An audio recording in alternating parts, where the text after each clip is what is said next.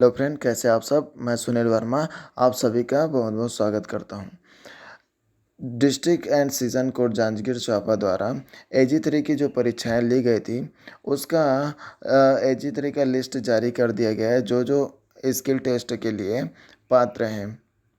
इसमें आप लिस्ट देख पा रहे हैं कि प्रधान जिला एवं सत्र न्यायाधीश जांजगीर चांपा के द्वारा स्किल टेस्ट के लिए नाम लिस्ट जारी कर दिया गया है।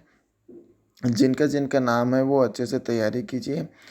यहाँ जैसे सभी कोर्ट में उबंटू में एग्ज़ाम होता है, हो सकता है यहाँ पे भी उबंटू में एग्ज़ाम हो। वो एग्ज़ाम के जब डेट आएंगे तो बता देगा कि उबंटू में किस फॉन्ट में होगा, क्रोतीदेव में होगा कि वेद माता में होगा। जनरली वेद माता में ही हो रहा है तो आप उस हिसाब से तैयारी करते रहिए जिनका जिनका लिस्ट में नाम है। बात करें इसके कट ऑफ की, तो कट ऑफ तो जारी नहीं किया गया है। किसको किसको कितना नंबर मिला है ये भी बताया नहीं गया है। देखते हैं आने वाले कुछ दिनों में अगर मार्क्स जारी कर देता है तो अच्छी बात है,